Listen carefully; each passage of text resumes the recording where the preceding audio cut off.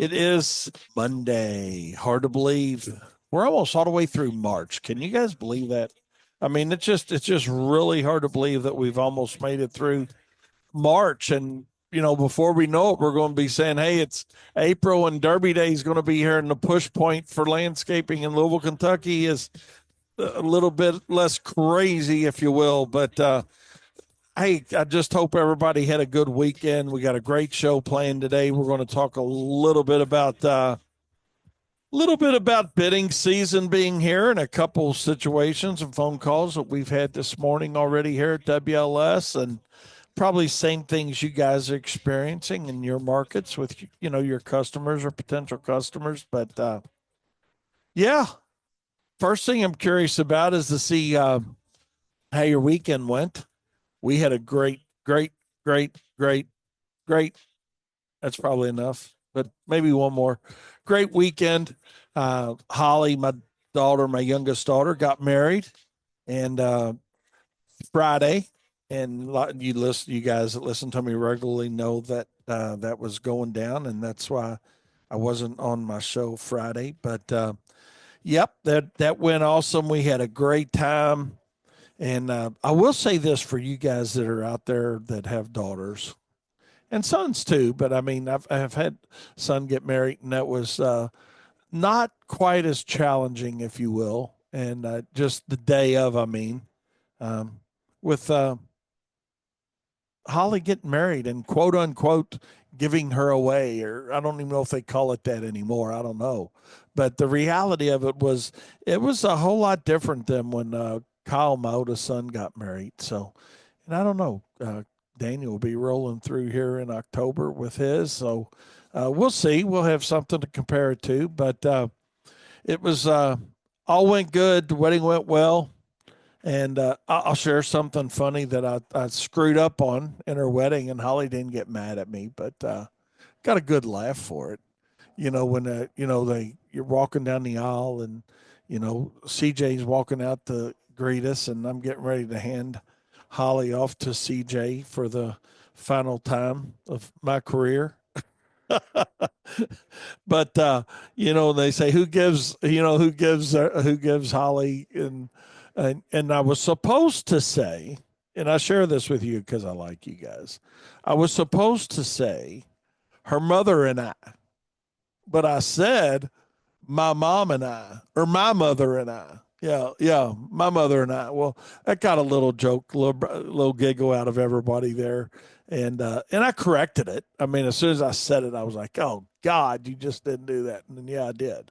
So, but yeah, I said my mother and I instead of her mother and I, and got a little giggle out of everybody. But hey, I told Holly when we were doing our daddy daughter dance thing, the first dance, that I said I'm sorry for jacking up your your wedding and your vows, and the whole, well, not her vows, but that whole wedding situation. And she says, "No, that's okay. You'll get a chance to you get a redemption here soon when you do the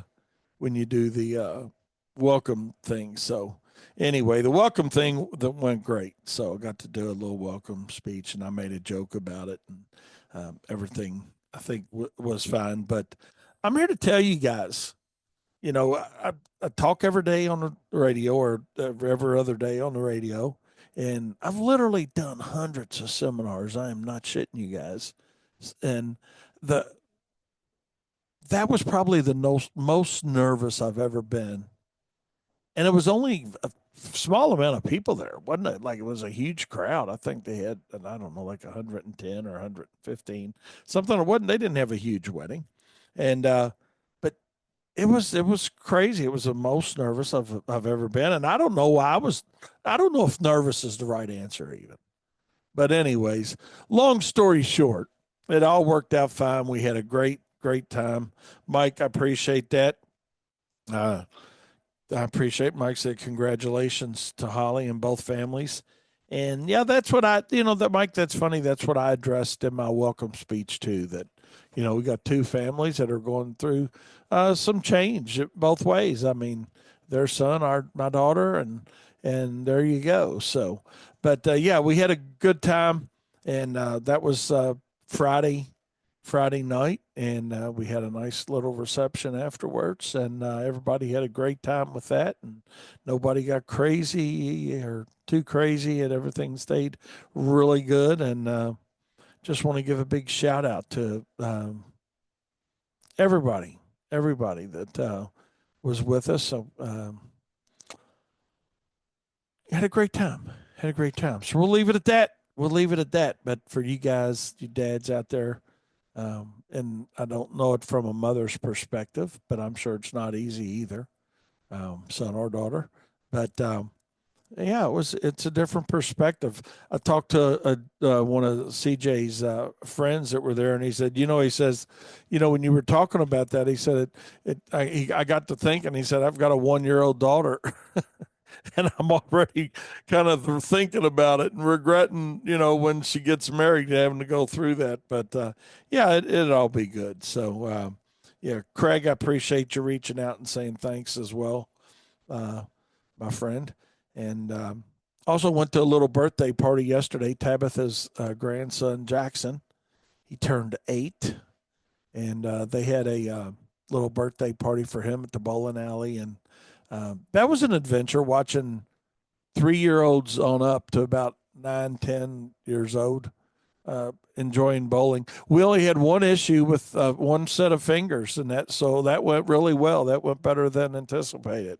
So and it only happened one time. So that was one of those things. It only has to happen once, and everybody else looks like, damn, that probably hurt. I'm gonna be careful. So, but yeah, that was my weekend in a nutshell. Saturday came back, took it easy, and bowling party and birthday yesterday, and it was funny. Jackson likes White Castles, so we got him some White Castles to take back to the house after his little bowling party. So, um, yeah, that all went well too. So. Let's see. Let's see. Mike sent me a thing here. It says, "Best advice my wife and I received at our wedding was, you're not perfect. She's not perfect, but you're married perfectly." Absolutely. Uh, and he says, "I've got 2 daughters. I'm not ready for that day." It all, trust me, Mike. It does all work out, and that's it.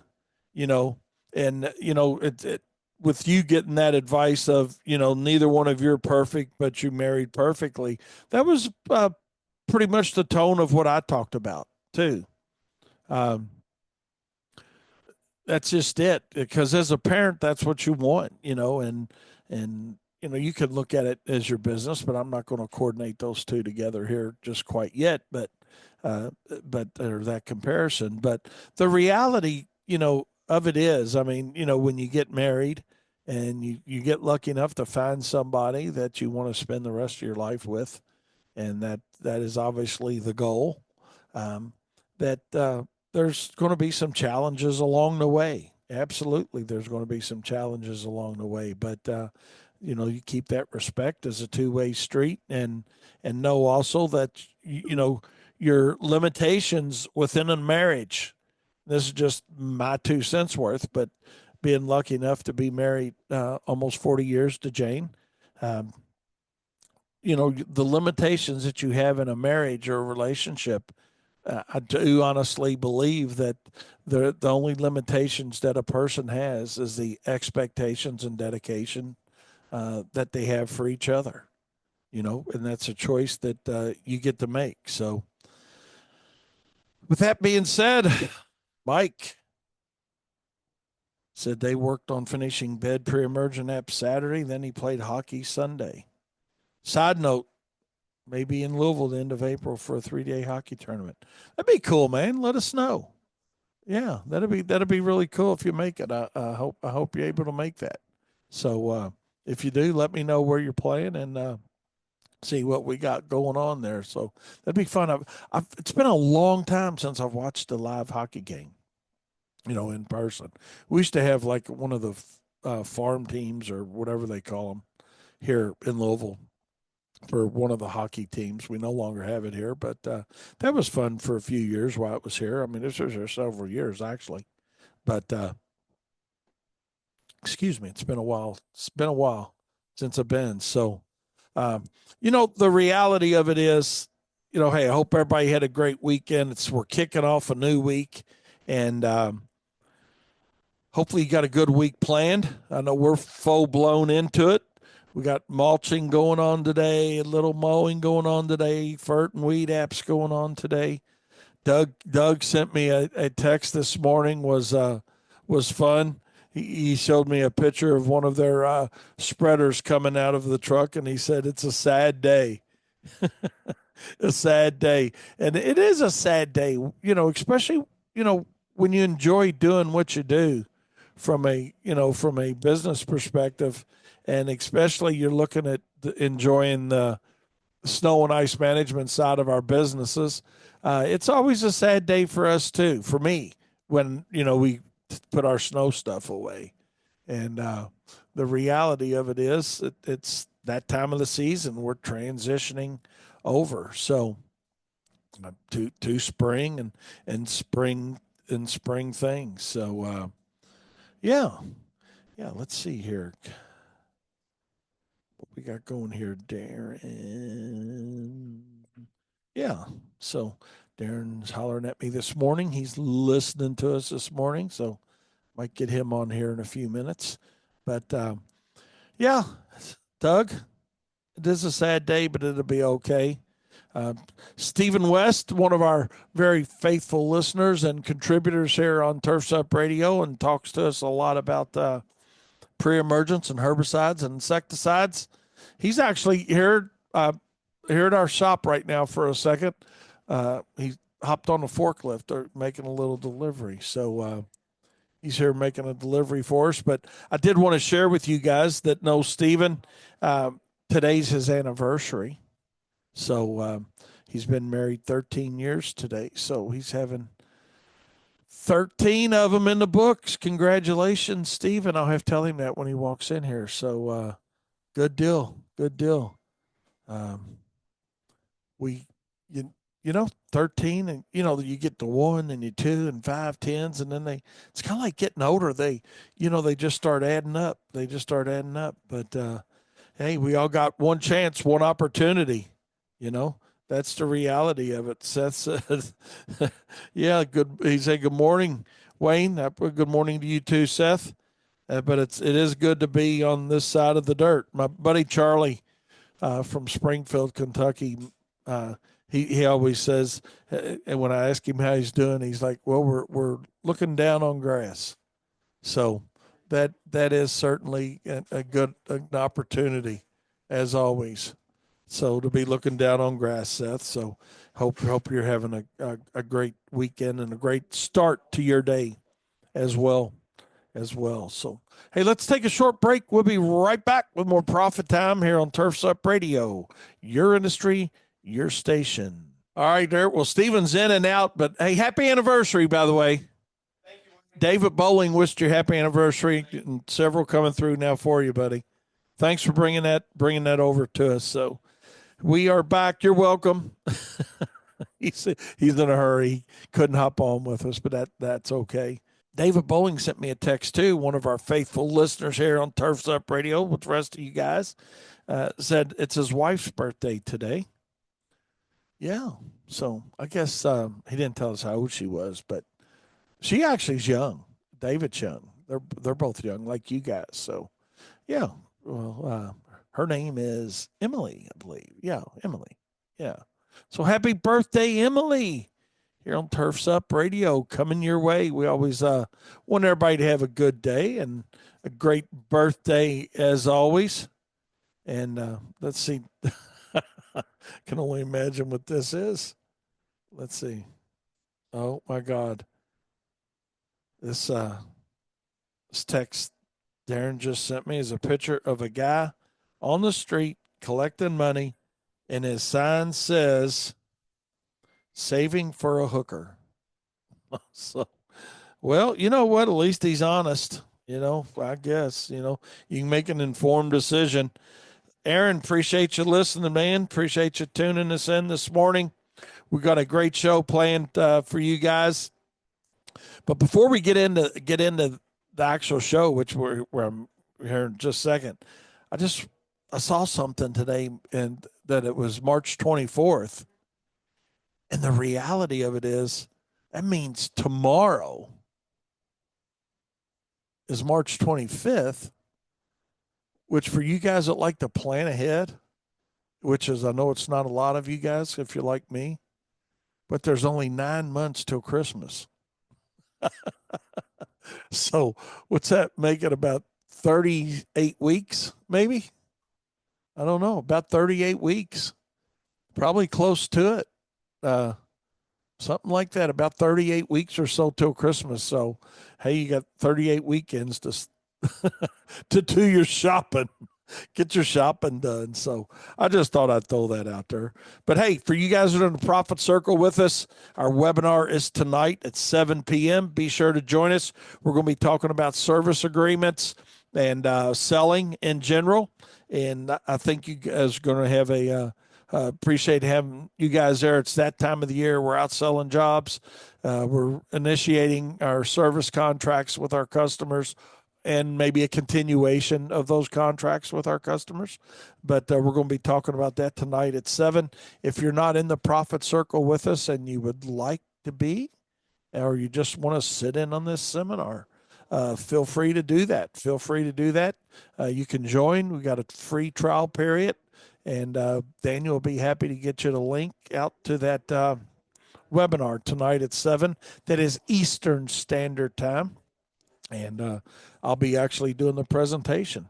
It's going to be fun to do one for a while. It's the last few months we've had different speakers from different professions coming in and talking to our group. So looking forward to doing this one. This is one of my favorite things to talk about, selling and contracts. It is. It just is. And so we look forward to seeing you guys tonight at 7. Put a reminder in your phone. And if you'd like to join us and you're not a member of the Profit Circle, simply go to our website. That's Profits or Us, Profits, AREUS.com. And that'll take you right to our homepage. And there's a link right there for the Profit Circle. So looking forward to that. So, and speaking of selling, Katie's had her selling shoes on this morning. And Kyle's had his selling shoes on this morning as well. Already, or last week actually, but Katie was talking to a lady, said, I'd love to have you all provide service for me, but can you get to this price point? And it's something that we learned in selling, or my dad taught me in selling, is you can't necessarily just change the price and have people get the same thing. And we're going to talk more in depth about that later on tonight in our webinar. But the reality of it is, when the price changes, something within the scope of the work has to change as well. And that's basically what Katie did for this lady to hit a price point that she wanted to hit. Katie said, hey, here's what we can do. We can remove an application from our program. You can prepay for the season and, get to the price point that you want. And I think that says a lot about a person's ability in selling, that when somebody wants a price change, if you will, that we can't just automatically take the price down and not change something within the scope of the work. And I think that's a big takeaway this morning from our show here on Profit Time here on Turf's Up Radio, is that fact. Because too many times, it goes back to the definition of a good deal, and we're not going to get into all that today. But, the reality of it is, just as a general scope in my mind, when we're talking about that, is that, it's when both the buyer and the seller are satisfied with the price. That's the definition of a good deal. It doesn't necessarily mean that, well, man, I really did great on that. I took advantage of them. No, that's not a good deal. It's when you're happy as the seller and they're happy as the buyer with the price. And that is the definition of a good deal, according to my father, who trained me. and that's what I'm going to stick with. And if you believe that, that's great. If you don't believe it, that's okay too. You know, but yes, profit is the ultimate goal. And if we're going to try to maintain a nice profit margin within our business, then that needs to be what we look at. And when we start changing the price without changing the scope of the work in some way, then what have we really told our customers? And in my opinion, and the way I was trained, is well, we've told the customers we were just trying to charge you too much in the first place and seeing if you were dumb enough to pay it. Now, that's not really what you're saying, but that's what you're saying. And I think that's something we all need to think about when we want to start changing pricing without changing the scope of the work. And that can get very problematic in a lot of ways, not only on that particular proposal, but on each and every proposal that moves forward to that client. They're going to know that, hey, they're in the driver's seat, they're setting the pricing, and you're willing to come down. So I'm not saying the pricing doesn't change. I'm just saying when the pricing change, something within the scope of the work has to change. And we're going to talk in depth about that later on as well in our webinar tonight when we got a whole lot more time to talk about that from the selling perspective side. But, you know, and I wanted to also give Kyle a nice little shout out this morning for putting on a really nice landscape lighting job over the weekend that so congratulations on that, Kyle, for his first new one, if you will, to kick off our spring season here as we reset goals and reset things here internally. So, you know, that first one's always the hardest one. First one's always the hardest one. You know, when you're trying to set a new target and set new goals, and this is what you got, and you get that first one in, and you're like, yeah. So, but yeah, just wanted to give Kyle a shout out on that as well. That also came along with a nice little landscape. But good morning, Doug. Appreciate you hopping in here with us. And yeah, man, how's it already 10:25? I don't know. Time flies when you're having fun, man. But I told everybody that you sent me a picture of it being a sad day with the spreader coming out of your truck, and that always is, man. That is a sad day for sure. But as I want to talk a little bit about bidding season, actually on my show today, and you know, bidding season is here. It's a constant for a lot of companies. But, you know, for smaller companies, there's some seasonality to it. And for most companies, there's some seasonality to it, quite honestly.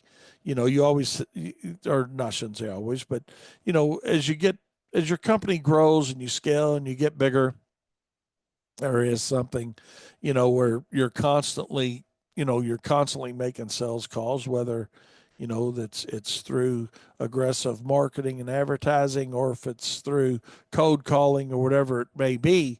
But it's more of an ongoing sales process, if you will, as your company grows and increases, not only in dollar volume size, but maybe you're not the only salesperson putting the feet in the street and beating the street, you know.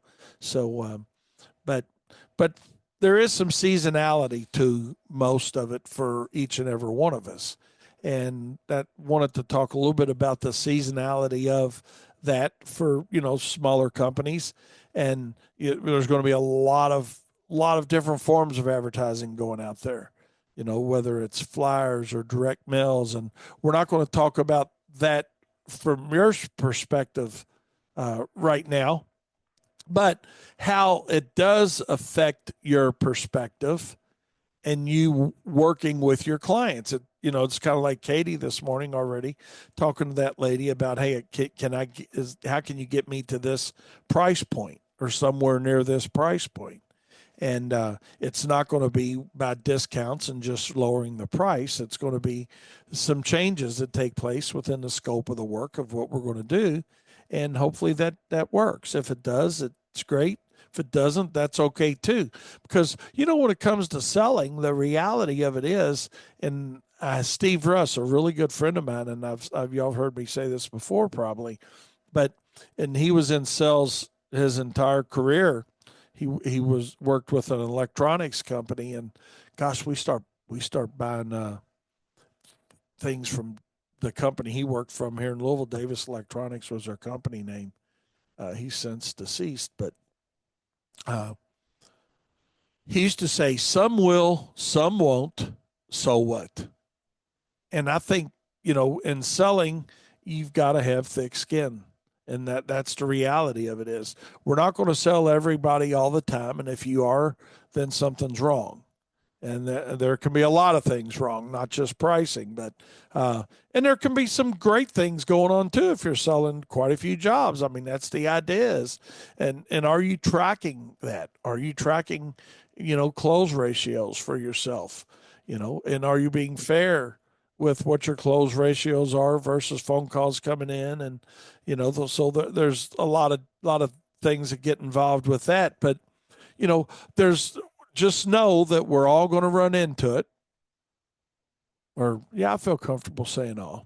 We're all going to run into it where we're coming up against somebody that says, hey, I'll meet or beat the price that you've already got. I mean, we had that situation with account, and we actually talked about that a couple weeks ago, I think.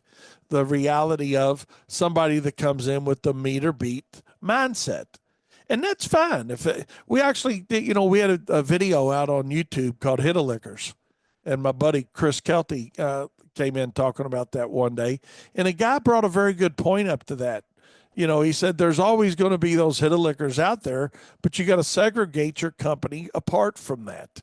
And I agree 100% with that. That, yes, it's part of the problem.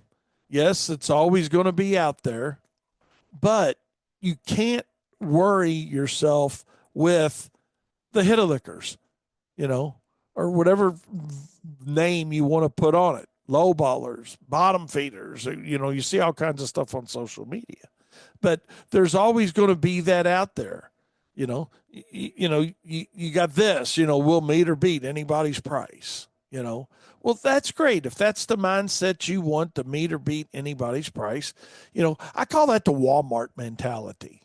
And I think, and really all it really is an uneducated business owner that doesn't understand their cost in most cases, and meaning high or low. Okay. But they see Walmart doing it, or they see another retail chain saying, hey, bring us in our competitor's ad and we'll meet or beat it. Well, that may work in their world because of the size and scope and scale of their businesses.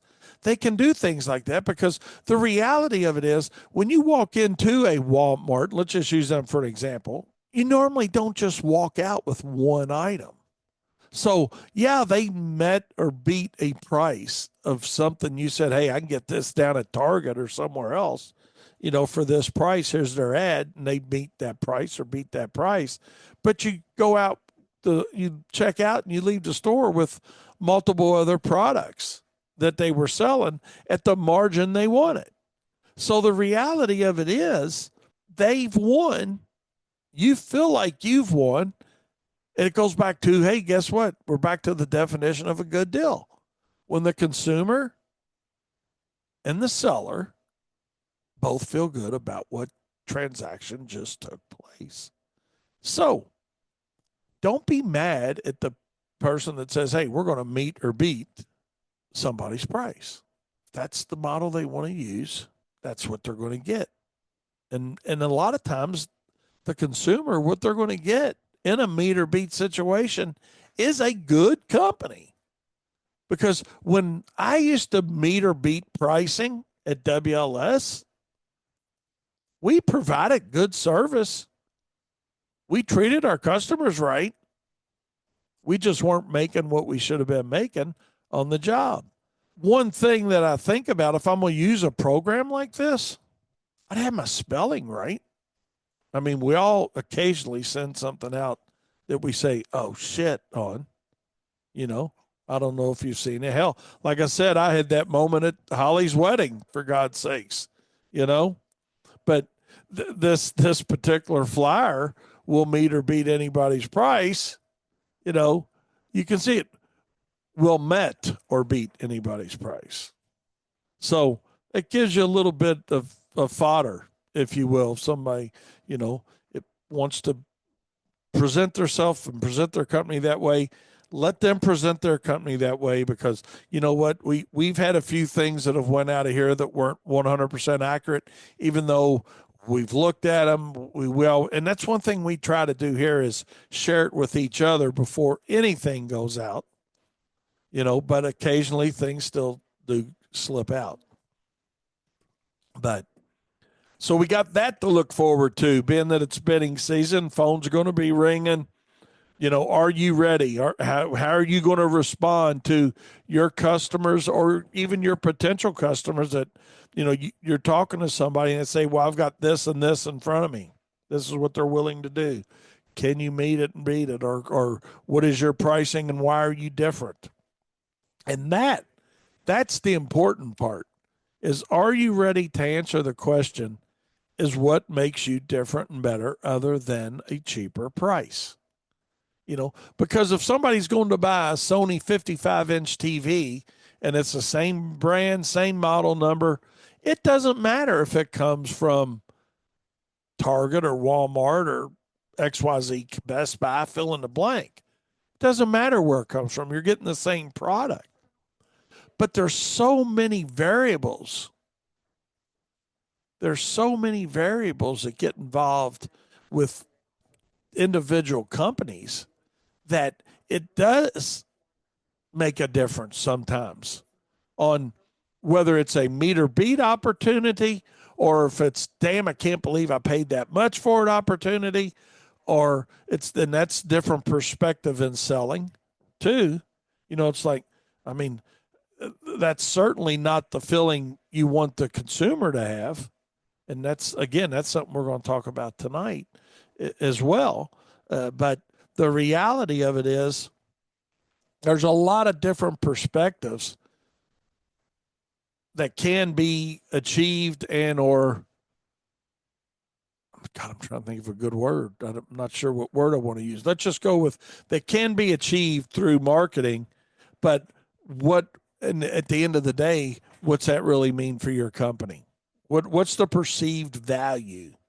And I think, you know, as we're all bidding a lot of jobs and, you know, submitting proposals and that whole thing, and that whole scenario is going down right now. And if it's not, it will be shortly for most, even our Northeast markets, you know, or Northern markets. Um, I think instead of asking yourself, why bid a job? Let's ask ourselves, why not bid the job? Because too many times we think that the phone rings, there's a potential client out there on the phone. Do they fit? Are you asking yourself first, do they fit? Do they fit the customer profile that I'm looking for? You know, I mean, what's the reputation of that customer? And I know a lot of times you don't know. You don't know what the reputation of the customer, but if you ask a couple of the right questions, you can begin to find out the reputation of the customer. One of them is, you know, are you satisfied with who you've got, or have you been maintaining it yourself? You know, and that can go for mowing, that can go for landscaping, that can go for fertilization, weed control. It can go for enhancements. I mean, it doesn't matter what service you're providing. Because I had a guy tell me the other day, well, Wayne, he said, Wayne, I was listening to you the other day, and a lot of it fits in for mowing, but it's not the other aspects of my business. And some days we do talk more about mowing or fert and weed or snow and ice, but the reality of it is most things cross the line of just applying to any business and or service that you're selling your client. Because I want to find out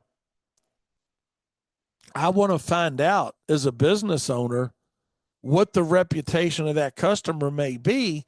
And I've got to ask a few questions and get a few answers so I can determine how I'm going to gear my presentation to that customer. Um, let's see. We got a text here. I had a customer call me from an area and I drug my feet on calling them back because of the area they're in. I assumed they didn't want to spend money. I didn't waste my time until he called me back and talked with me. Sold him on full service and a landscape install. That's a really good point. And, to that point, my dad used to tell me, and the way he taught me about that was, he always said, Wayne, you don't hunt rabbits in a parking lot, was his analogy to that. Now, but he said also, there's going to be times when you see a rabbit in a parking lot and you're going to think about me. And that exactly happened with Kyle because I worked and trained Kyle that same way. We talk about it here all the time. Katie and Daniel, we're constantly talking about selling around here. And the reality of it is that's the same situation that David ran into here is that, hey, don't judge a book by its cover. We've all heard that. Okay. And we don't hunt rabbits in a parking lot, even though sometimes we're going to see a rabbit in a parking lot. And this is David's rabbit in a parking lot. So when that person does call or that person does reach out through your website and they're wanting, to get a proposal or get an estimate for your services, give them the same respect of a phone call back and find out, do they fit or do they not fit? And what potentially is their reputation going to be? But you've got to make the phone call to find out. Don't automatically assume that they're not going to fit. See, Scott says, what you're speaking of is what I compare to pizza war effects. Years ago, pizza companies went to $10 pizzas, and they fought ever since then to, excuse me, to get away from the expectations of the pizza being $10. Absolutely. And there's still some of the models out there that do go after that market. And that market, again, it goes back to what the gentleman put on our YouTube video the other day about you can't worry about what everybody else is doing. Basically was the content, and that was 100% right. So as we're in this bidding season and we're looking at, okay, why not bid a job or why bid a job? Don't be like I was and think that, hey, it's always about selling everything to everybody, because then you're nothing to nobody, and look at yourself and ask yourself, are you equipped to handle the job? I think sometimes we get a little bit over zealous, if you will, about, oh man, I'd love to have that job. But I think we need to ask ourselves too, not only are you equipped to handle the job, because sometimes the answer to that's going to be no. And the best choice you're going to make is to have somebody that you can trust and say, hey, that's a little bit outside the scope of what we do, but let me give you the number of somebody that may be able to help you if you've got that association with somebody that can help. Okay. But one of the biggest mistakes I see contractors doing on a regular basis, is they'll say from a bidding perspective, they'll say, I don't know if I'm big enough to do it. And I always tell contractors, you're asking yourself the wrong question. It's not, are you big enough to do it? Because you can do pretty much what you want to do by overreaching and thinking, yeah, we can do that. And I'm not going to get into that whole concept right now, but just to touch on it a little bit, it's easy to get the job, sell the job, but then not be able to follow through. So don't ask yourself, are you big enough to do it? Because generally you can get the job done or get the job sold, get the job scheduled, but can you get the job done? And does it make sense to get the job done? And what I mean by that is instead of asking yourself, are you big enough to do it? Change that around just a little bit to say, am I big enough to lose it? What happens when I lose that account? That's something we need to think about.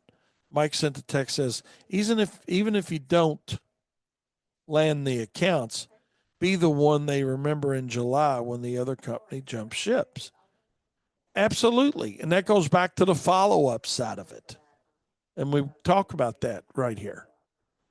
Are you following up on the proposals that you're sending out?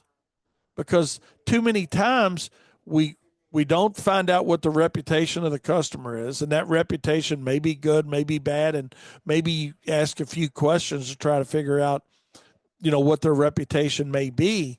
But, one of the things you're going to find out when you ask them initially, are you utilizing a service? If it's commercial, are you utilizing a service, or have y'all been doing it in-house with your own maintenance personnel? Now, we know that most have not been doing it in-house, but some have. So that's a different direction than somebody that says, well, yeah, we've been doing it in-house. That's one conversation. But if they go with, well, no, we've got somebody, they never will say we've got somebody and leave it at that. It's either going to be we got somebody and we like the job they're doing. We're just keeping them honest. That could be a response. Or we got somebody and they're doing an okay job, but they're not really doing a great job, and we just think maybe we're paying too much for what we're getting. That could be an answer. Or maybe the answer is we've got somebody, and matter of fact, we've had 3 people the last year and can't find anybody to do it right.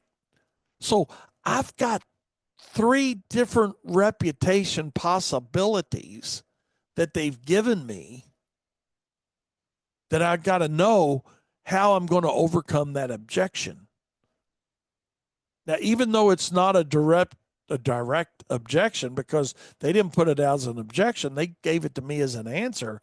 But if number one is, if they told me, hey, well, I've had 3 or 4 services in the last year and they can't get it right, that may be a problematic customer. That's probably not going to be a problem with the business owner or the operations manager that you're dealing with, or whoever, at what level you're dealing with. So my point is, we got to ask a question to know what the potential reputation of somebody is, to know how we're going to deal with it. And then, are we going to do the job, or do they fit? And what I mean by do they fit, not only are you big enough to do it, like I said, the question really should be, are you big enough to lose it? But you got to ask yourself, do you really want that type of work? And whatever that type of work is, I'm not going to say what's good for you and bad for you. But do you want that type of work? And what that type of work, maybe it's apartments, maybe it's patio homes, maybe it's HOAs, maybe it's fast food, maybe it's commercial office complexes, maybe it's small to medium-sized commercial office complexes, maybe your niche is larger commercial facilities. So the answer to do you want that type of work is going to be different for each and every one of us. But again, it goes back to, are you making the right choice based on who you are and what your target customer looks like, and who is theoretically your ideal customer? Who's your ideal customer? And have you determined that? Or are you still out there jumping up on that track every day saying, man, I'm just trying to be everything to everybody, and I'm running around with my arms wide open. I'm in the inside lane some days, I'm on the outside lane some days, I'm in the middle lane some days. And then we find ourselves being nothing to nobody. So when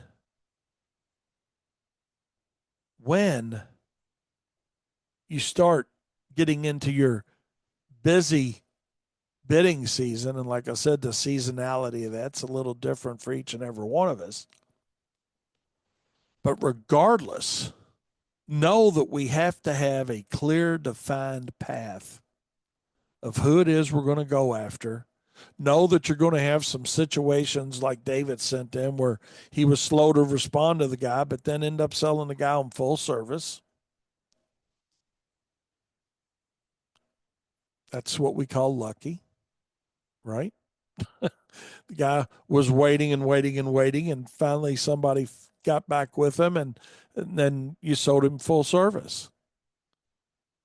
So just because you think somebody's not going to fit because of a certain zip code that they may be in, or hey, they're outside of our circle, our golden circle as we call it, still give them the same courtesy of a phone call back or an email back or however, whatever your protocol is on that. Treat them like anybody else. Treat them like anybody else. And know that one of the most important things you can do in selling, and I fully expect maybe to get some pushback from this from you guys, but that's okay. You see more and more people talk. Matter of fact, the other day on TV, I saw a company that said this. I can't remember who it was, but when I see it the next time, I'll write it down. But they said something that my dad taught me a long, long time ago. And he said, Wayne, he said, people in sales, and my dad trained a lot of salespeople for Fortune 500 companies. He said, too many people in sales, and this goes back to you'll show, but when I tell you this, it'll show how far it goes back. He says, but they're listening to too many tapes trying to be how to be a good salesperson. And he said, it's not that they don't need the training and the education. He says, but they're too hung up in treating people, and we're really going to dive into this tonight in our webinar, in the Profit Circle. But people get way too hung up in treating people the way they want to be treated. And what I mean by that is, how many times haven't you heard somebody say, treat people the way you want to be treated? Treat people the way you want to be treated, and everything will be okay. That is not true in sales. In sales, you treat people the way they want to be treated. And the only way you understand how somebody wants to be treated is to understand that person a little bit. And the only way you begin to understand somebody is by asking the right questions. And know that it's up to you as a good salesperson to ask the questions before you ever get to any objections that they have, but to ask some questions and let them talk. Selling has got nothing to do with talking. And that's where we get messed up a whole lot. And I know when we talk about selling, whether it's here on Turf's Up Radio or anywhere, a lot of contractors say, well, man, I just don't like selling. It's not my forte. I like doing the work, but I don't like selling the work. We've got to all be better salespeople, regardless of the size of our company. Whether you're a one truck operation and that's how you always want to stay, and that's okay, or you want to turn it in and scale your company into something different and better and bigger, and bigger doesn't mean better. You can have a fantastic company as a one truck operation or a two truck operation, but still we need to think about ourselves as being salespeople. and creating perceived value and knowing why we do not want to bid a job versus why we want to bid a job. And going back to it, I'm going to repeat it one more time, is one of the biggest mistakes I see being made is when a contractor will say, man, I'd love to do that. I just don't know if I'm big enough to do it. Big enough to do it is not the question. It's not, are you big enough to do it? It's, are you big enough to lose it? What happens when you put that account on? What percentage, and we don't have enough time today to get into all this, but what percentage of your business are you willing to put into one account?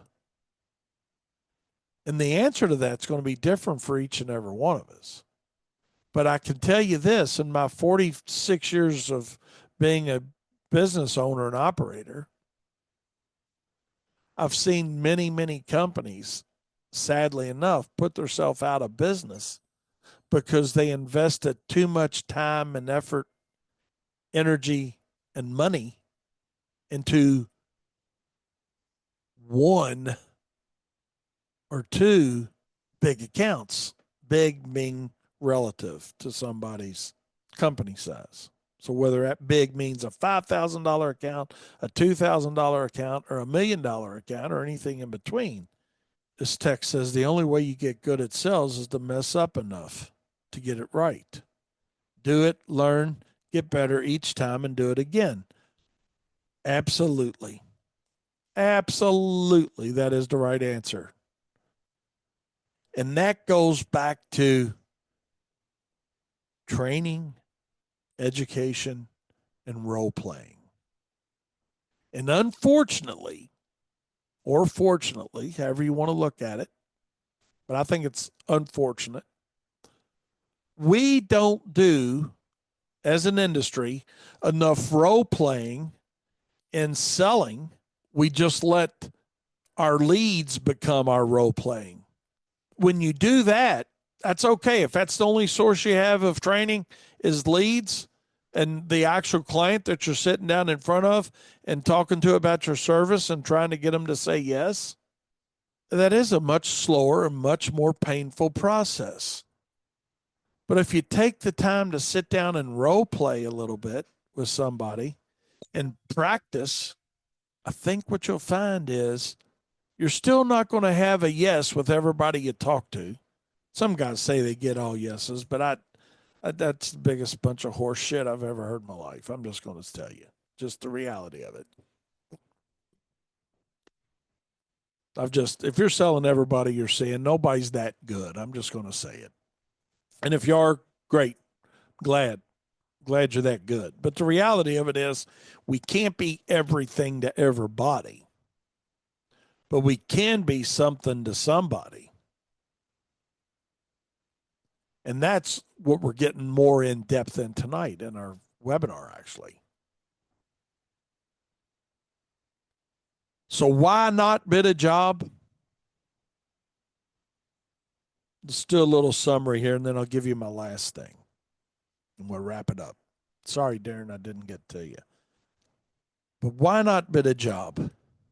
First and foremost, in my opinion, the most important thing we got to find out is, does the customer fit our customer profile? And the only way we find that out is to ask questions and try to dig into what the reputation of the customer is. How many other services have they had recently? Or have they been doing it in-house? In-house meaning, their own maintenance people, or maybe they've been treating their own lawn. We had a lady came back to us the other day that we treated their property for 11 years. They tried to do it for a few years, and she said, my husband, y'all got my yard in good shape. My husband's tried to do it. It's back messed up. I need y'all to come fix it for me. Absolutely, we're willing to do that, because that's probably going to be a very loyal customer again. It's not always about saying yes. Sometimes, or let me rephrase that. All the time, you should find out why not bid the job. But it's the questions that you ask and the discussion that you have with the customer or potential customer to find out the answers of if they do fit, and do they fit not only as a customer profile, but do they fit into your business as a scope of work that you're wanting and the size of job that you want to complete. And not are you big enough to do it, but are you big enough to lose it? And that's its own separate discussion. That really is its own separate discussion on another day here on Turf's Up. And then, do you want that type of work? Know that you've got to pick a niche. You've got to pick a niche of what you fit into and what works well for you and your company based on your size and the size you want to get to. And there are going to be some bigger jobs that you do put on, without a doubt. That as you want, for you guys that are wanting to scale your companies, there's going to be some bigger jobs that you do take the risk on and say, yeah, it's a little outside of what I want to do, but hey, I need to make this move to grow my business and move the direction of what I want to go in. So know that that is okay, but also know that you've got to maintain control of how much or what percentage of your business you want to put into one or two accounts or three accounts. How much control do you want to give that customer? Because the larger percentage of your revenue and your size does not matter. It's percentage of revenue. Whatever percentage of revenue you want to put into one customer's hands is up to you. But my only suggestion is know that there's been a whole lot of companies out there that have put themselves out of business by taking on an account that looked really bright and shiny and pretty on the surface. And they were big enough to do it, but they were not big enough to lose it. So don't ever put an account on that when they call you up and tell you that, man, you're doing a great job, but we've went with somebody else, that you're going to shiver and shake and cry and moan and groan because you just lost 40% of your business or 30% of your business or even larger than that. If you don't pick anything else up today from my show here on Turf's Up Radio, pick this point up. Customers are temporary stops at your business. If you remove your ego out of the way and stop saying they're your customers, because they're not, they had somebody before you and they will have somebody after you. They're at your business for a while. Some of them stay a short period. Some of them stay 25, 30 years. We just had a customer pass away the other day, Mr. Poulter, God rest his soul. Been a customer since 1987. He stayed a long time, spent a lot of money with us, but he's gone. Most importantly, I'm sad for him and his family.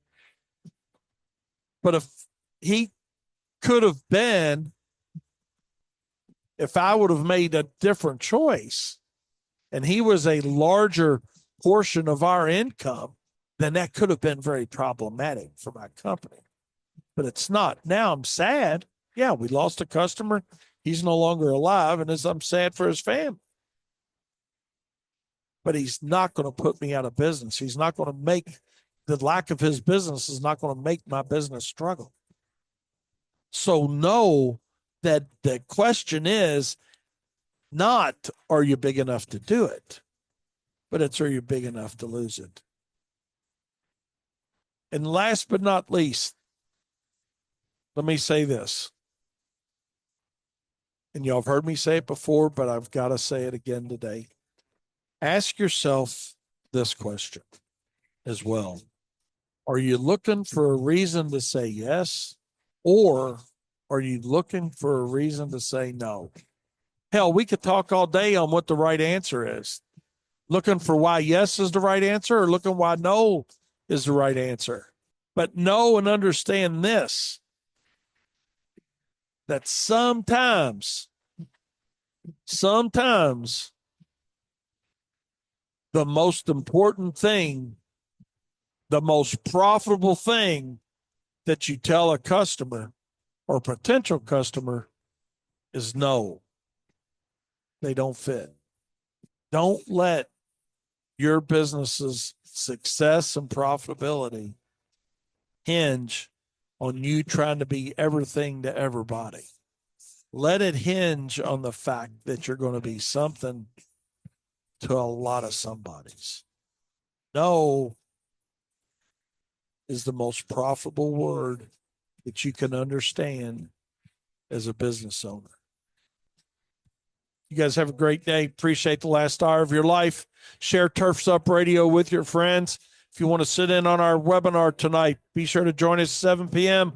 Go to Profits or Us. That's profits, AREUS.com, and get in the profit circle with us. And remember, profit is not a dirty word. We'll see you Wednesday.